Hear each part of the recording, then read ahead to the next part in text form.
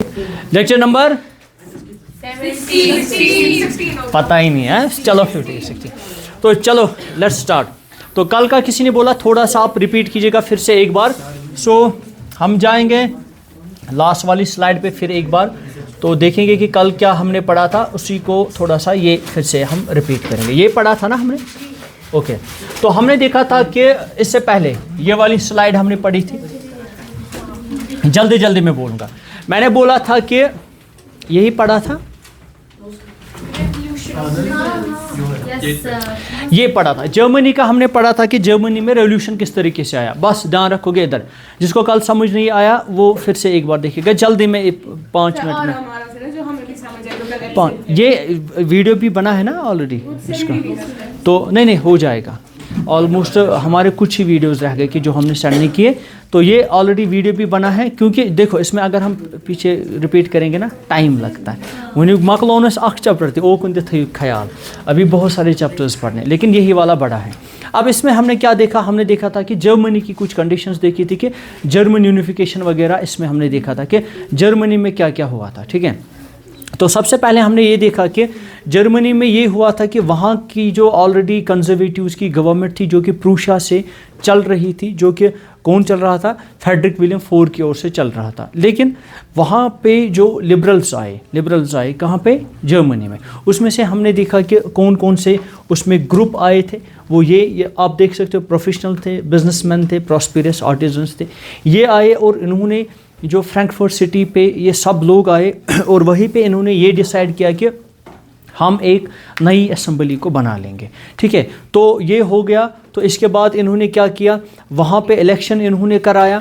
Election होने के बाद इन्होंने ऑल जर्मन नेशनल असेंबली वहाँ पे बनाई, जर्मन नेशनल असेंबली, जिसमें इन्होंने 831 मेंबर्स को चुना, इलेक्ट किया। इलेक्ट करने के बाद उन्होंने जो चर्च एक था एसटी पॉल चर्च, वहाँ पे उन्होंने उस पार्लियामेंट को कन्वेंट किया, दैट मीन्स पार्लियामेंट को वहाँ पे बनाया। अच्छा, यहाँ पे याद रखोगे, अब पार्लियामेंट बना, सबसे पहला जो टारगेट इनके पास क्या था, the first target was that they wanted monarchy to be subjected to the parliament. क्या होना चाहे, मोनार्की सर आंसरेबल होना चाहे पार्लियामेंट को, ठीक है ना। तो ये था इनका पहला टारगेट। आ रहा है समझ, आंसरेबल होना चाहिए किसको कॉन्स्टिट्यूशन को। तो ये इसका मतलब ये है कि इससे पहले अगर हमने देखा था, इधर देखो तहरीम, इधर नजर रखो, इससे पहले हमने इधर देखा था कि जो कि इससे पहले कंजर्वेटिव्स की हुकूमत चल रही थी ना, वो अकाउंटेबल नहीं थे, वो आंसरेबल नहीं थे। अब ये लिबरल चाहते थे कि ये आंसरेबल होने चाहिए, जो भी ये रूल चलाएंगे ना, वो ये लोगों को बोले कि हमने सिर्फ एग्जांपल, अगर हमारे पास टैक्स से इतना पैसा जमा हुआ, हमने कहाँ कहाँ पे वो इस्तेमाल किया। एक एग्जांपल हम ये ले सकते हैं, या जो भी गवर्नमेंट नई बनेगी, जो भी इलेक्टेड मेंबर्स होंगे, उनको कौन से वोट ये कौन से लोग वोट डालेंगे, कहाँ से वो आएंगे। वो ऐसे ही टपकेंगे नहीं कंजर्वेटिव्स की तरह, जिसको उठाया तो फैमिली हेरिडिटी रूल चलेगा, ऐसा नहीं होना चाहिए। So elected representatives must be there, ये इनकी एक क्या थी, डिमांड थी। क्या ये कामयाब हुए? बिल्कुल भी नहीं। फ्रेडरिक विलियम IV को जब इन्होंने ये चीज़ें ऑफर की, क्या किया कि आप ही किंग रहोगे, प्रूशिया के थे, कंट्रोल वही से था, आप ही किंग रहोगे, but you have to do one thing, you have to accept the constitution, ठीक है ना। You have to run the government according to the constitution. लोगों ने, लिबरल्स में हमने बोले कौन से लोग थे, ये लोग थे, प्रोफेशनल्स, टीचर हैं हम, ठीक है ना, बिजनेसमैन, प्रॉस्पेरस, तो ये लोग। तो इन्होंने इनसे ये डिमांड की थी, जबकि उन्होंने इलेक्शन भी किया था। इधर रखो दोनों नज़र, तो इधर रखो नज़र आप। तो फिर क्या होता है, फिर बाद में ये होता है कि किंग ने इसको रिजेक्ट किया, बोला नहीं, ऐसा में बिल्कुल भी नहीं, कोई अपने पैरों पे थोड़ी कोई कुल्हाड़ी मारेगा, अपना पावर थोड़ी कोई कम करेगा, नहीं। उसने बोला नहीं, मैं लड़ूंगा, जब तक है जान तब तक लड़ेंगे, देखेंगे क्या होगा। इसने जो एडजॉइनिंग मोनार्कीज थी उनके साथ कॉपरेशन करके उनको ये समझाया कि अगर आज ये मुझे हराने में कामयाब हुए, मुझे पावर कटेल या कम करने में कामयाब हुए, कल को आपकी भी बारी आएगी। तो उन्होंने उनके साथ कॉपरेशन करके इन लिबरल्स को वहाँ से डिसबैंड किया, भगाया, मारा पीटा, आर्मी का यूज़ करके वहाँ से निकाला, ठीक है। ये हमने देखा था। फिर एक क्वेश्चन आया था, क्या ये जो सब कुछ हुआ था ना, अच्छा यही था ना, इससे भी आगे, अच्छा ये अच्छा, इसी के बीच में हमने वुमेन का भी पढ़ा था, क्या वुमेन का क्या रोल था इसमें, या वुमेन के जो पॉलिटिकल राइट्स वगैरह थे इनका, ये एक कंट्रोवर्शियल इशू था। हमने देखा जितने भी मूवमेंट्स फ्रांस में हुए, यूरोप के तरह तरह के इलाकों में, एरियाज़ में जितने भी ये मूवमेंट्स हुए ना, वहाँ पे वुमेन का एक एक्टिव रोल हुआ करता था। हमने देखा इसमें भी जो ये जर्मनी में एसटी पाल, ये फ्रैंकफर्ट पार्लियामेंट में जो वो हुए, वो उसमें भी हिस्सा बने, लेकिन उनको क्या, उनको एक तरीके से हम ऐसे बोलेंगे, they were consider as the passive citizens, उनको हमेशा सेकंड लाइन में रखते थे। जैसे हम यहाँ पे देखेंगे, हाँ अब हम ये बोलेंगे ये एक्टिव पार्टिसिपेट थे हर एक इस मूवमेंट में, इनके न्यूज़पेपर्स अपने थे, ये बुक्स लिखते थे अपने, इनके मूवमेंट्स, इनके क्लब्स थे, जैसे जैकोबिन क्लब एक था, इनके खुद के क्लब्स थे, जो उस क्लब का एक का मैंने आपको नाम बोला भी है, ठीक है। अब इनको वोटिंग राइट नहीं मिला, बहुत टाइम तक इनको वोटिंग राइट नहीं मिला। यहाँ पे आप देख सकते हो कि यहाँ पे वो 831 मेंबर्स हैं, जिसमें completely women were missing, women इसमें नहीं थे। वुमेन कहाँ है, वुमेन इधर साइड में बैठेंगे। ये इधर क्यों साइड में, जैसे इसने कल बोला आग लगी है वो भागेंगे, तो ये इसलिए साइड में बैठे हैं, साइड में इसलिए बैठे हैं कि इनका कोई रोल उधर नहीं था। They are just the spectators, इनको देखना है क्या लोग फैसला लेंगे, उनको डिसीजन लेने का कोई हक नहीं था। ये था वुमेन के बारे में हमने देखा। फिर हमने एक और बात ये पढ़ी थी, जो हमने जर्मनी में एक अटेम्प्ट देखा। अटेम्प्ट क्या देखा, वहाँ के पार्लियामेंट में जो लोग हुए क्या ये फेल्ड अटेम्प्ट था, तो हमने बाद में ये पता चलाया कि ये कंप्लीट फेल्ड अटेम्प्ट नहीं था, इसके कॉन्सिक्वेंसेस भी हुए, ठीक है ना। जैसे हमने देखा कि दो conservative forces were able to, अगरचे उन्होंने कंजर्वेटिव फोर्सेस ने उनको पार्लियामेंट से भगाया, बट वो कंप्लीटली इसमें कामयाब भी नहीं हुए। इन्होंने कुछ डिमांड्स को एक्सेप्ट किया, क्योंकि actually they want to break this cycle of revolutions at that time, है ना। वो क्या चाहते थे कि जो साइकिल ऑफ रेवोल्यूशन फिर से कंटिन्यू आएगा ना, इसको हम ब्रेक देंगे, क्योंकि इनको लगा था, क्या लगा था कि अगर यहाँ पे ये क्या हुआ था, जैसे मैंने कल बोला, यहाँ पे अगर रेवोल्यूशन हुआ, हमने भगाया, वो फिर से आएंगे, हमने भगाएंगे, फिर से आएंगे, so it will become a cycle of revolution. इससे हमें क्या करना चाहिए, वी शुड ब्रेक इट। कैसे ब्रेक करेंगे इसको सर, हम ब्रेक करेंगे, हाँ, to accept some demands of the liberals, ताकि ये खामोश बैठे, है ना। तो इसके अकॉर्डिंग क्या हुआ, इसका नतीजा ये हुआ कि कुछ डिमांड्स को फुलफिल किया गया, जैसे एबॉलिश किया गया सर्वडम, बाउंडेड लेबर वगैरह, हैब्सबर्ग डोमिनेंस, कुछ ग्रुप्स को ऑटोनॉमी दी गई, पावर दिया गया। यहाँ तक हमने कल पढ़ा था। हैब्सबर्ग अंपायर, ये हैब्सबर्ग अंपायर है, ठीक है। तो अब ये है, ये भी पढ़ा ना,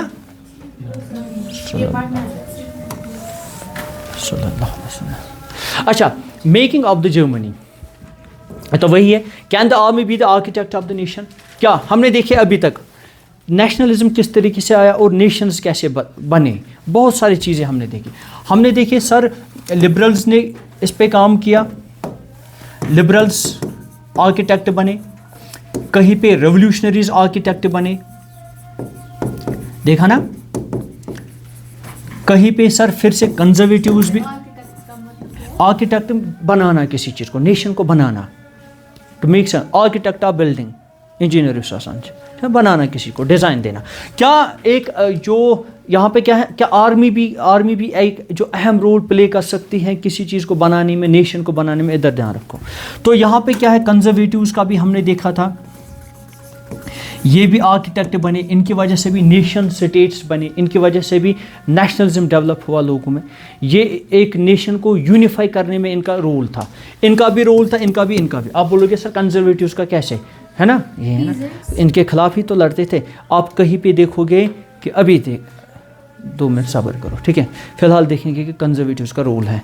तो मैं फ़िलहाल ये आपको नहीं पता, इसलिए आप ऐसे देख रहे हो, तो कोई नहीं, अभी हम देखेंगे इसको भी। अच्छा, इसी तरीके से हमने एक और ग्रुप देखा था, रेवोल्यूशनरीज, ये देखा, लिबरल्स भी देखा, बेक्या ओस रेडिकल्स भी कहीं कहीं पे कामयाब हुए थे। तो इस तरीके से पीजेंट्स तो आ जाएंगे ना फिर इसी में, अब पीजेंट मूवमेंट भी कहीं पे चली। अब है क्या आर्मी भी रोल प्ले कर सकती हैं कि वो क्या करेगी, एक नेशन को यूनिफाई करेगी, या उसके आज़ादी हासिल करने में उनका कोई अहम रोल होगा, यही देखेंगे। यही है जर्मनी में। तो यहाँ पे हमें समझ आया जर्मन यूनिफिकेशन जो हुआ ना, जर्मन का यूनिफिकेशन, हम ऐसे बोलेंगे Germany was divided into number of ये ना सेगमेंट्स पार्ट्स। जैसे हमने देखा रशिया के पास, उसके पास, इसके पास, है ना, ये पढ़ा है कि जर्मनी को अब यूनिफाई कैसे ये जर्मनी हुई, ये देखना है। तो अब हम यहाँ पे यही देखेंगे कि आर्मी का इसमें एक अहम रोल था। तो सिंपल हमें एक बात समझ आई सर, जर्मनी जो यूनिफाई हुई ना, इसमें आर्मी का भी एक अहम रोल था, यही हम समझेंगे। ये क्वेश्चन खुद पूछ रहा है तो आंसर है यस। कैसे? Connect this. After 1848 nationalism in Europe moved way from its association with the democracy and revolution. Nationalist sentiments were often mobilized by the conservatives for promoting state power and achieving political domination over। देखो अब यहाँ पे एक बात को आप समझना है। रेवोल्यूशन कब आया? 1848 में रेवोल्यूशनरीज ने जो लाया, है ना। अब जहाँ जहाँ पे अभी तक हुकूमत किन की है? कंजर्वेटिव्स की। उन्होंने इस बात को समझा, बोला कि कंसेप्ट रेवोल्यूशन का है और कंसेप्ट डेमोक्रेसी का है। असल में इन कंसेप्ट के पीछे है क्या? जहाँ पे डेमोक्रेसी आती है और जहाँ पे रेवोल्यूशन आता है, असल में लोग चाहते क्या हैं? ये तो नाम है, जस्ट अ नेम, डेमोक्रेसी। इसके पीछे की कहानी क्या है? सर लोग चाहते हैं इलेक्टेड गवर्नमेंट हो, वो हो, ये हो, लोगों के राइट्स प्रोटेक्ट हो। इन्होंने बोला हम करके देंगे। आवाज़ समझ? कंजर्वेटिव्स का रूल देखो पहले। तो दूसरा इन्होंने क्या किया? They were often mobilized by the conservatives for promoting state power। इन्होंने बोला हम ऐसे कंसेप्ट करेंगे, हम लोगों को ऐसे समझाएंगे कि स्टेट का पावर होना ज़रूरी है, एक स्ट्रॉन्ग गवर्नमेंट होनी चाहिए। स्ट्रॉन्ग गवर्नमेंट क्या, किस लिहाज से? दो लिहाज से स्ट्रॉन्ग गवर्नमेंट होनी चाहिए। देखो, एक है कि इकोनॉमी स्ट्रॉन्ग होनी चाहिए एक गवर्नमेंट की, ताकि वो लोगों के राइट्स का पूरा देखभाल करे, रोड बनाए, हॉस्पिटल बनाए, एजुकेशन सिस्टम करे मजबूत, है ना गोपी। दूसरा एक पॉलिटिकल सिस्टम, पॉलिटिकल पावर होना चाहिए, दोनों में पावरफुल होना चाहिए। इकोनॉमी का हमें समझ आया, इकोनॉमी में क्या होगा? अच्छी डेवलपमेंट हो सकती है कंट्री की, जिससे लोगों की प्रोटेक्शन होगी और राइट्स। अच्छा, पॉलिटिकल मीन्स कि कोई दूसरी कंट्री इन पे हमला ना करे कल को। जैसे हमने देखा था, एक कंट्री दूसरे के हिस्से को खा रहे थे, दूसरी कंट्री तीसरे के हिस्से को खा रहे थे। आप इसमें आगे देखोगे नेशनलिज्म, इंपीरियलिज्म एक टॉपिक आ जाएगा, आप उसमें देख लेना कि फिर ये किस तरीके से एक दूसरे पे कब्जा कर रहे थे। यहाँ पे कंजर्वेटिव्स ने लोगों को समझाने की कोशिश की कि असल में जो आप ये डेमोक्रेसी कर रहे हो ना, इसमें रखा क्या है? आप ये बोलो कि स्टेट पावर मजबूत होना चाहिए, इकोनॉमी में भी और इसमें भी। फिर मसला जो बेस है ना, वो ये है लोगों के लिए सब कुछ होना चाहिए, डेवलपमेंट होनी चाहिए, लोगों को प्रोटेक्शन होनी चाहिए आउट एक्सटर्नल फोर्सेस से, दैट मीन्स दूसरी कंट्री से। इन्होंने इनको ये समझा। इसका the making of Germany and Italy as nation, इन चीज़ों से क्या होगा? Power and achieving political domination. इससे क्या होगा? पॉलिटिकल डोमिनेशन होगा। मैंने अभी बोला Germany was divided into fragments, states, units, है ना।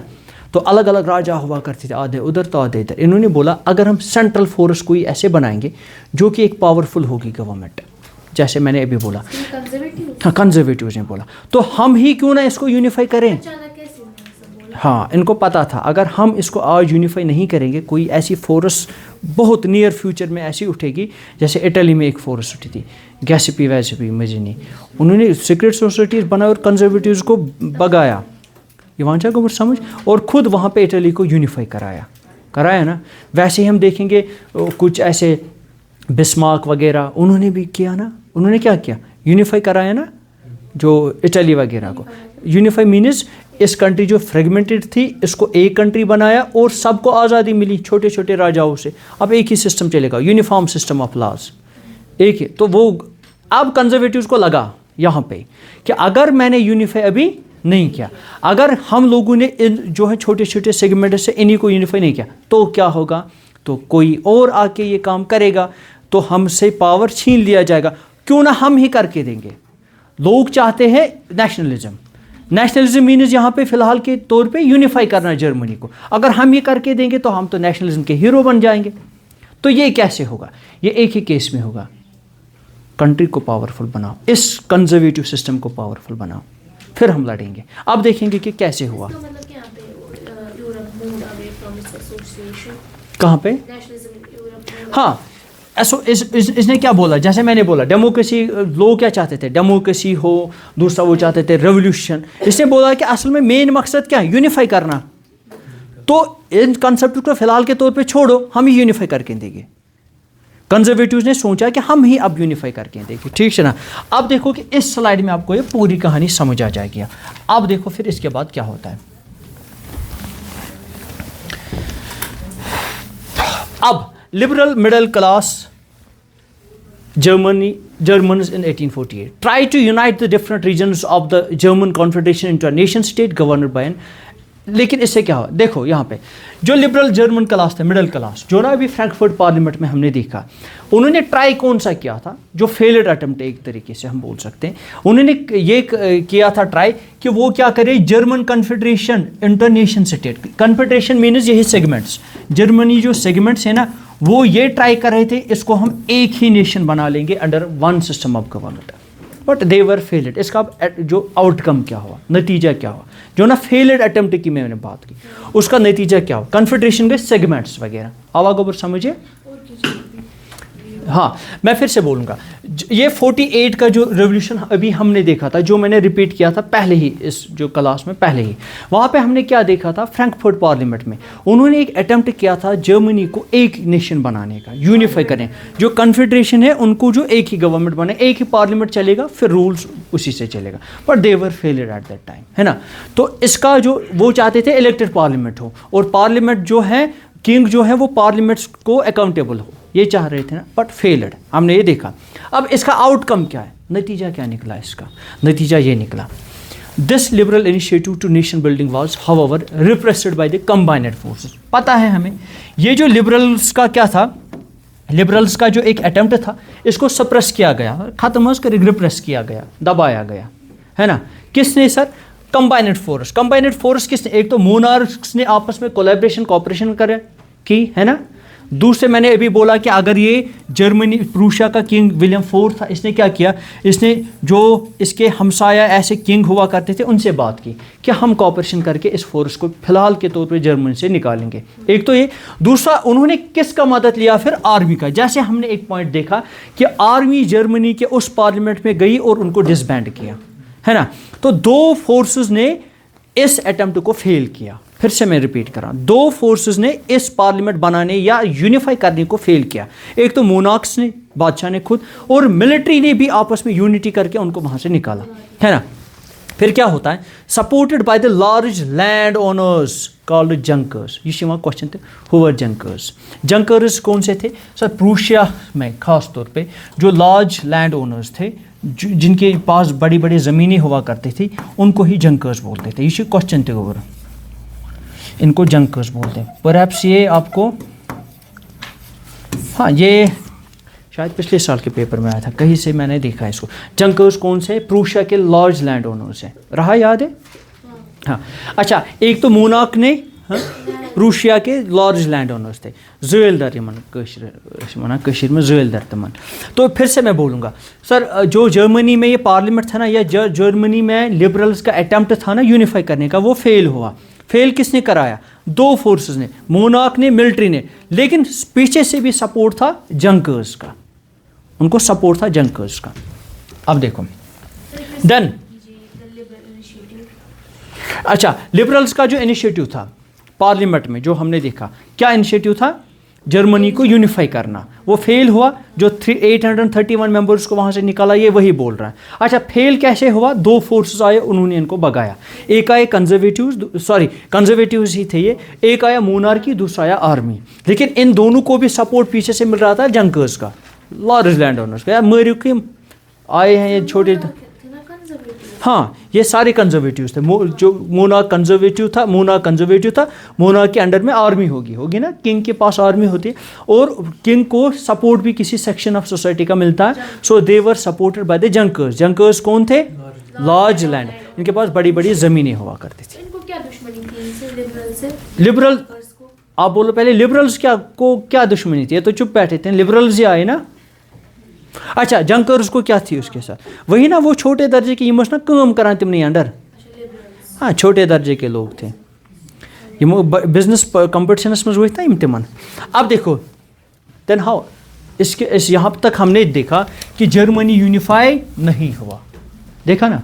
क्वेश्चन है फिर जर्मनी यूनिफाई कैसे हुआ, क्वेश्चन है जर्मन यूनिफिकेशन का आपको क्वेश्चन आता है और हर साल आता है। इटली यूनिफिकेशन, जर्मन यूनिफिकेशन, दोनों में से एक आता है। इटली का हमने पढ़ा, अब जर्मन पढ़ रहे हैं। जर्मन यूनिफिकेशन का क्वेश्चन आता है तो यहाँ से जर्मन यूनिफिकेशन स्टार्ट होता है। तो पूरा ध्यान रखोगे इधर, जो कि 5 मार्क्स वाला क्वेश्चन आपको बोर्ड में आता है। तो क्वेश्चन है फिर जर्मनी यूनिफाई कैसे हुआ? अगर अटेम्प्ट ही फेल हुआ ये चीज़ें करके, तो हाउ वाज इट यूनिफाइड? तो army the architect of the nation, यहाँ पे आप याद रखोगे सर इसमें आर्मी का बहुत बड़ा रोल था जिन्होंने जर्मनी को यूनिफाई किया। चलो इसको एक्सप्लेन करेंगे। क्या क्या हुआ? बस ये स्लाइड तो और कुछ नहीं, मैं तो खबर क्या वो। देखो, after the failed attempt of liberals, Prussia took on the leadership of the movement for the national unification. Failed attempt किसने कराया? प्रूशिया ने खुद, विलियम फोर ने कराया ना। मैं बोल रहा हूँ किया किसने? कंजर्वेटिव्स और कंजर्वेटिव्स का किंग कौन था प्रूशिया में? विलियम फेडरिक फोर, क्या नाम था उसका, है ना। अब हाँ विलियम फोर है ना, उसी ने कराया ना। वो कहाँ का रहने वाला था, कहाँ का किंग था? प्रूशिया का। इधर इधर नजर रखो। अब उसी ने बोला मैं यूनिफाई करके दूंगा। हाँ, खुद बोला कि इससे पहले, ये मैं बोलूंगा कि ये कौन था, ये इसकी आर्मी का एक बंदा था। विलियम फोर ने बोला इससे पहले कि कोई और बंदा आके जर्मनी को यूनिफाई करे और हमसे पावर छीने, हम ही करके देंगे यूनिफाई। वहाँ क्या मसला है? अच्छा, ये मसला अब ये है, प्रूशिया के पास पूरे जर्मनी का कंट्रोल नहीं था, आधा जर्मनी और भी कंट्रीज के पास था। इसने बोला मैं छुड़ा के दूंगा, हम एक जर्मनी बनाएंगे। ठीक है गोबर? तो ये अब किया क्या, कैसे? इसने बोला कि लीडरशिप मैं संभालूंगा इसकी, यूनिफाई करने की। पहले खुद ही दुश्मन था, अब ये हीरो बनने निकला। विलन उसना गोडियो होए, क्योंकि इसी ने जर्मनी में वो पार्लियामेंट को तहस नहस करके उनको भगाया। Now he is become a hero. वहाँ बनी हीरो, वहाँ मुझे कितना बनी हीरो। इस chief minister auto von Bismarck, जो कि आर्मी का भी हेड था, auto von Bismarck chief minister, कहाँ का? प्रूशिया का, was the architect of this process